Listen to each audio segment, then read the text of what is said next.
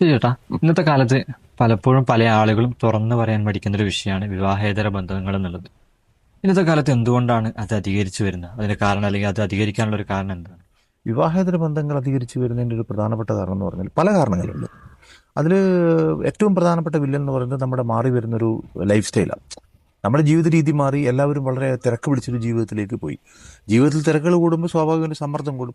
പിന്നെ നമ്മൾ പാർട്ട്നേഴ്സിൻ്റെ ഇടയിൽ, പങ്കാളികളുടെ ഇടയിലുള്ളൊരു ആശയവിനിമയം, സംഭാഷണമൊക്കെ കുറഞ്ഞു. സംഭാഷണം കുറയുമ്പോൾ ഓട്ടോമാറ്റിക്കലി മാനസിക ബന്ധങ്ങൾ കുറയും. അങ്ങനെ ബന്ധങ്ങൾക്കൊരു ഇടർച്ച സംഭവിക്കുന്ന സന്ദർഭങ്ങളിലാണ് പ്രധാനമായിട്ട് ഇത് സംഭവിക്കുന്നത്. അതിൻ്റെ പ്രധാനപ്പെട്ട വില്ലൻ എന്ന് പറഞ്ഞാൽ നമുക്ക് പ്രധാനമായും പറയാൻ വേണ്ടി സാധിക്കുക നമ്മുടെ ജീവിതശൈലി മാറ്റം തന്നെയാണ്. പിന്നെ സോഷ്യൽ മീഡിയയുടെയും മൊബൈൽ കമ്മ്യൂണിക്കേഷൻ്റെ ഒരു അതിപ്രസരം എന്ന് പറയുന്നത്. ഇപ്പോൾ സോഷ്യൽ മീഡിയയെ സംബന്ധിച്ച് പറയുകയാണെങ്കിൽ, അല്ലെങ്കിൽ നമുക്ക് മൊബൈൽ കമ്മ്യൂണിക്കേഷൻ്റെ ഒരു ദൂഷ്യവശം എന്ന് വേണമെങ്കിൽ പറയാം. അതങ്ങനെ പറയാൻ വേണ്ടി പറ്റുമെന്നറിയില്ല. പക്ഷേ നമ്മൾ ദീർഘകാലം മുമ്പ് നമുക്ക് പരിചയമുണ്ടായിരുന്ന വ്യക്തികൾ, അല്ലെങ്കിൽ ബന്ധുക്കൾ, അല്ലെങ്കിൽ എന്താ പറയുക, കൂടെ പഠിച്ചിട്ടുള്ള ആളുകളെയൊക്കെ അവരൊക്കെ ആയിട്ട് റീകണക്ട് ചെയ്യാൻ വേണ്ടിയിട്ടൊരു അവസരം കിട്ടും. ഇനി അതല്ലെങ്കിൽ പുതിയ ആളുകളുമായിട്ട് ബന്ധം സ്ഥാപിക്കാൻ സോഷ്യൽ മീഡിയ. അപ്പോൾ ഇങ്ങനെ ആരംഭിക്കുന്ന ബന്ധങ്ങളാണ് പിന്നീട് പലപ്പോഴും എന്താ പറയുക, ഒരു അതിര് കടന്നു പോകുന്ന രീതിയിലേക്ക് വളരുന്നത് എന്നുള്ളതാണ് ശരിക്കും സത്യം. ചിലപ്പോൾ പല ആളുകൾക്കും തോന്നാറുണ്ട് ഇത് വെറും ഒരു ഫിസിക്കൽ അട്രാക്ഷൻ മാത്രമാണെന്നുള്ളത്. ശരിക്കും അങ്ങനെയാണോ? അതിനെക്കുറിച്ച് അങ്ങനെ ശരിക്ക് പറഞ്ഞുകൂടാ. ശരിക്കും നമ്മൾ പറയുകയാണെങ്കിൽ ഒരു ഇമോഷണൽ കണക്ഷനാണ് ഇതിൻ്റെ ഒരു ഭാഗമായിട്ട് അല്ല, വരുന്നത്. പലപ്പോഴും നമുക്ക് ഈ ഒരു വിഷയം ഫീൽ ചെയ്യുന്നത് കേവലം ഒരു ഫിസിക്കൽ അട്രാക്ഷന്റെ പുറത്താണ് ആളുകൾ ഇത്തരം ബന്ധങ്ങളിൽ ഏർപ്പെടുന്നത്, അല്ലെങ്കിൽ ഇതിന് താല്പര്യപ്പെടുന്നത് എന്നുള്ളതാണ്. പലപ്പോഴും അങ്ങനെ ആവണമെന്നില്ല. ശരിക്കും എനിക്ക് തോന്നിയിട്ടുള്ള ഇതിൻ്റെ ഒരു അടിസ്ഥാനപരമായ കാരണം എന്ന് പറയുന്നത് ഒരു ഇമോഷണൽ ഡിസാറ്റിസ്ഫാക്ഷനാണ്. ഇപ്പം വിവാഹ ബന്ധങ്ങളിലാണെങ്കിൽ, മാരേജ് ലൈഫിൽ അൺഹേർഡ് ആയിട്ടുള്ള, അല്ലെങ്കിൽ അൺഅപ്രീഷിയേറ്റഡ് ആയിട്ടുള്ള ആ രീതിയിലുള്ള ആളുകൾ, പാർട്ട്ണർമാർക്ക് അങ്ങനെ ഫീൽ ചെയ്യാണ്. എന്നെ വേണ്ട പോലെ പരിഗണിക്കുന്നില്ല, അല്ലെങ്കിൽ എന്നെ വേണ്ട പോലെ കേൾക്കുന്നില്ല, എൻ്റെ കാര്യങ്ങൾ അപ്രീഷിയേറ്റ് ചെയ്യുന്നില്ല എന്നൊക്കെ തോന്നുമ്പോൾ സ്വാഭാവികവും അവർ ഒരു ലോൺലി ലൈഫിലേക്ക് വലിച്ചെറിയപ്പെടും. അങ്ങനെ വരുമ്പോൾ ഇമോഷണൽ സപ്പോർട്ട് കിട്ടുന്ന ഇടങ്ങളിലേക്ക് അവർ വലിഞ്ഞു പോകുന്ന ഞാൻ പറയാം. അവിടത്തേക്ക് ഒരു അട്രാക്ഷൻ ഉണ്ടാവും. അങ്ങനെ ആരെങ്കിലും ഒരു ഇമോഷണൽ സപ്പോർട്ട് തരുന്ന രീതിയിൽ നമ്മുടെ ജീവിതത്തിലേക്ക് കടന്നു വരികയാണെങ്കിൽ നമുക്ക് അവരോടൊരു ആഭിമുഖ്യം ഉണ്ടാകുന്ന ഒരു രീതി ഉണ്ടാവും.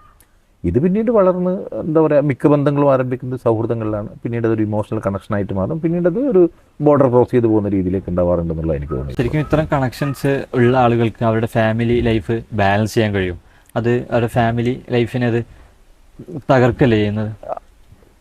അത് വളരെ സീരിയസ് ആയിട്ടുള്ളൊരു പ്രശ്നമാണത്. വളരെ സീരിയസ് ആയിട്ടുള്ള പ്രശ്നമാണത്. ഫാമിലി എന്ന് മാത്രമല്ല, ഇപ്പം നമ്മൾ ഇത്തരം ബന്ധങ്ങളിലേക്ക് കടന്നു പോകുന്ന ആളുകൾക്ക് പുറമെ ആ കുടുംബത്തിലെ എല്ലാ ആളുകളും, ഓരോ വ്യക്തി, പ്രത്യേകിച്ച് കുട്ടികളുണ്ടെങ്കിൽ കുട്ടികളെയും പൊതുവിൽ എല്ലാ ആളുകളെയും വൈകാരികമായി ബാധിക്കുന്നൊരു പ്രശ്നമാണ്. ഇപ്പം നമ്മൾ എന്താ പറയുക, ഇൻസെക്യൂറായിട്ട് ബിഹേവ് ചെയ്യുന്ന, അല്ലെങ്കിൽ അങ്ങനെയൊക്കെയുള്ള കുട്ടികളുണ്ടാവുമല്ലോ.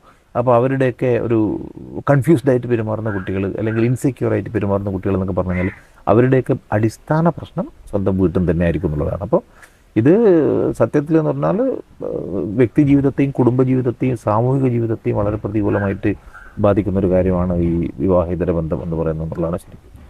ഞാൻ തുടക്കത്തിൽ പറഞ്ഞ പോലെ ഒരുപാട് ആളുകൾ ഇന്ന് ഇത്തരം ബന്ധങ്ങളിൽ ഏർപ്പെടുന്നവരുണ്ട്.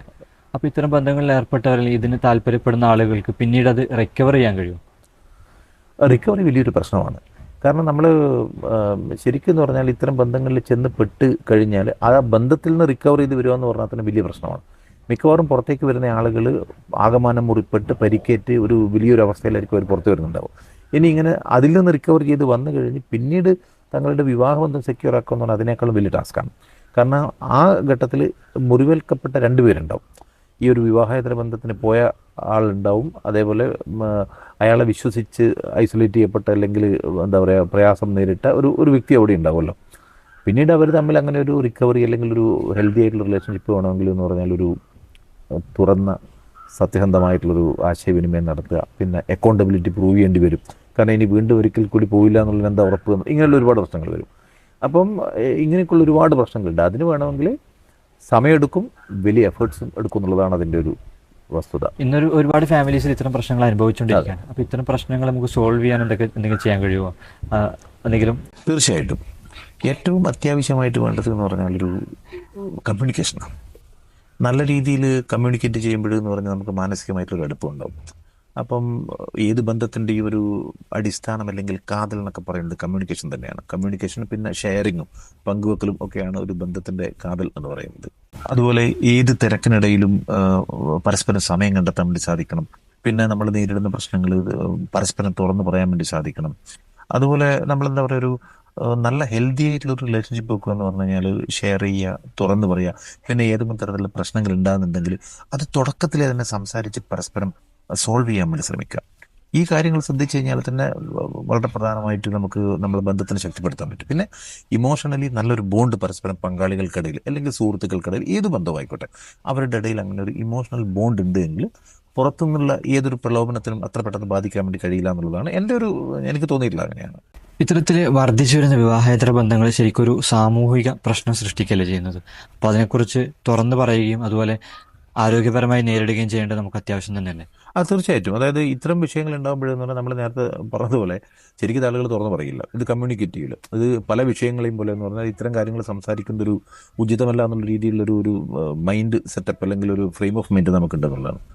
ശരിക്കും നമ്മൾ ഇത്തരം വിഷയങ്ങൾ തുറന്ന ചർച്ചകൾക്ക് വിധേയമാക്കണം എന്നുള്ളത് തന്നെയാണ്. കാരണം കൂടുതൽ ആളുകൾക്ക് ഇത്തരം കാര്യങ്ങളെക്കുറിച്ച് പരസ്പരം സംസാരിക്കാനും ഷെയർ ചെയ്യാനുള്ള ഒരു അവസരം നൽകുക എന്നുള്ളത് ഇതിൽ ഈ രീതിയിലുള്ള പ്രയാസങ്ങൾ ഉണ്ടാവുന്നത് ഒഴിവാക്കുന്നതിന് വേണ്ടിയിട്ടുള്ള ഒരു റിസോൾവ് കൂടിയാണെന്നാണ് ഞാൻ വിചാരിക്കുന്നത്. ഇപ്പൊ ഈ കഴിഞ്ഞ ദിവസം ഏതാനും ദിവസങ്ങൾക്ക് മുമ്പ് ഒരു ഹയർ സെക്കൻഡറി സ്കൂൾ അധ്യാപിക ഇതേപോലൊരു വിഷയം ഡിസ്കസ് ചെയ്യണമെന്നൊരു ആവശ്യമായിട്ട് എന്നെ ബന്ധപ്പെട്ടിട്ടുണ്ടായി. അപ്പോൾ ആ ടീച്ചറുടെ വിഷയം നമുക്ക് അടുത്ത വീഡിയോയിൽ ഡിസ്കസ് ചെയ്യാം.